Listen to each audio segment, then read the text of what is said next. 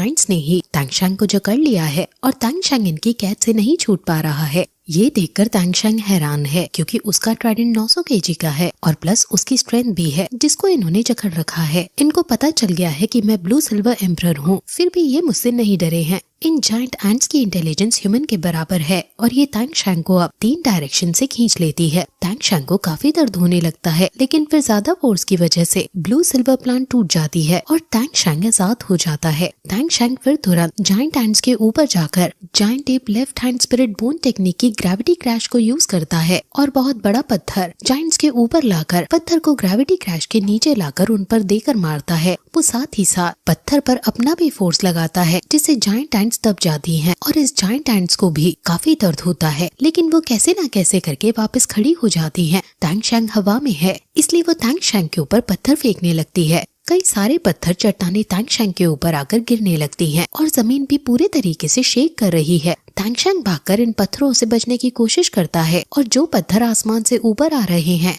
उनको वो अपने ट्राइडेंट से काट रहा है। तांगशैंग को काफी मुसीबत का सामना करना पड़ रहा है क्योंकि साथ ही साथ उसे एंट से भी डॉज करना पड़ रहा है और उसको काफी पसीने आने लगते हैं। तांगशैंग उड़कर वहाँ से डॉज करने की कोशिश करता है, लेकिन एंट्स के पास भी पंख हैं, इसलिए वो भी उड़कर तांगशैंग के पीछे हैं। तांगशैंग को इनके साथ डील करना बहुत ज्यादा मुश्किल पड़ रहा है। अब तांगशैंग तक वो एंट्स पहुँचने ही वाली थी कि तभी एक चट्टान तांगशैंग के पीछे आ जाती है और इन एंट से टकरा जाती है, जिससे तांगशैंग बाल बाल बचता है। तांगशैंग अब पत्थरों पर पैर रखकर ऊपर तक जाने की कोशिश करता है ताकि उसको एक अपर हैंड मिल सके, लेकिन नीचे खड़ी एंट्स अब तांगशैंग पर पेड़ और पत्थर फेंकने लगती हैं। तांगशैंग के ऊपर जाकर उस पर चढ़कर अपनी 4 स्पिरिट टेक्निक जिसका नाम ब्लू सिल्वर थॉर्न फॉर्मेशन है उसका यूज करता है और वहाँ ब्लॉकेज क्रिएट करके पत्थरों को रोकता है, लेकिन जायंट एंट्स एम्परर की स्ट्रेंथ बहुत ज्यादा है जिस वजह से पत्थर रुकने का नाम ही नहीं ले रहे हैं और वो तांगशैंग की ब्लॉकेज को भी तोड़ रहे हैं। इसलिए तांगशैंग को फिर से फिजिकली उनसे डॉज करना पड़ता है और अब वो demonic left leg spirit bone technique जिसका नाम व्हील टाइगर टीथ है उसका यूज करता है और सभी पत्थरों को अपना यह अटैक देकर मारता है, जिससे पत्थर चकनाचूर होकर नीचे गिरते जाते हैं। लेकिन तभी पीछे से एक एंट तांगशैंग पर हमला कर देती है और तांगशैंग समझ जाता है कि पत्थर मारना तो इनकी बस एक चाल थी, इनका प्लान ये स्नीक अटैक करना था।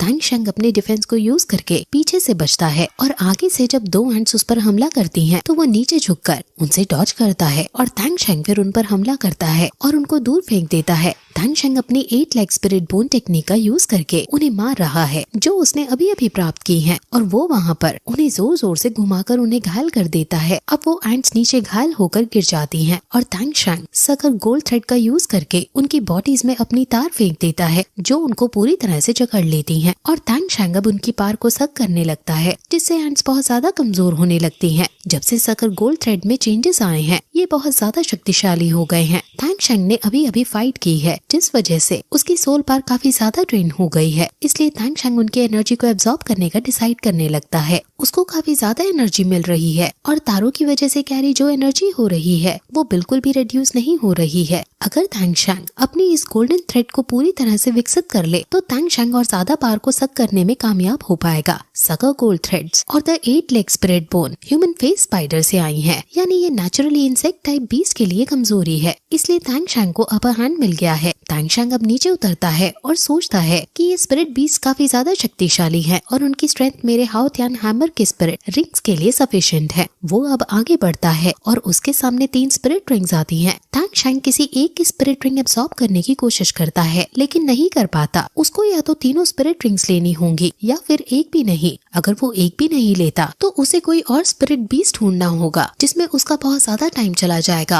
और अगर वो तीनों स्पिरिट रिंग को एक साथ एब्सॉर्ब करता है तो ये बहुत रिस्क वाला काम है। अभी तक किसी भी स्पिरिट मास्टर ने 3 स्पिरिट रिंग एक साथ ऐड नहीं की हैं, लेकिन तांगशैंग के पास और टाइम भी नहीं है कि वो 50,000 साल से पुराने बीस्ट को ढूंढ सके और उसे हरा सके, इसलिए यही तांगशैंग के हैमर के लिए बेस्ट चॉइस है। इसलिए वो मेडिटेट करने बैठ जाता है और इन तीनों स्पिरिट रिंग्स को एक साथ एब्सॉर्ब करने लगता है। अब वो याद करता है कि जब वो छोटा था तब ग्रैंड मास्टर ने पूछा था कि क्या तुम्हें गार्डियन स्पिरिट्स के बारे में पता है, जिस पर तांगशैंग बताता है कि गार्डियन स्पिरिट्स हमारी बॉडी का पार्ट होती है। मैंने हमेशा फील किया है कि मेरी गार्डियन स्पिरिट मेरे बहुत क्लोज है, हम कोई जुड़वा ही हो। ग्रैंड मास्टर कहते हैं कि मैं आश्चर्यचकित हूँ कि तुम इस उम्र में ही ये सब सोच पा रहे हो। हमारी बॉडी और हमारी गार्डियन स्पिरिट एक मायने में ट्विंस ही होती हैं। गार्डियन स्पिरिट को कल्टीवेट करना, बॉडी पर ध्यान लगाते हुए, तो ये चीज दोनों को ही ग्रो करती है। तांगशैंग अपने स्पिरिचुअल रियलम में पहुंच जाता है और वहाँ जो दिक्कत उसे 3 स्पिरिट रिंग एब्सॉर्ब करने में हो रही है वो फिजिकली महसूस कर पा रहा है।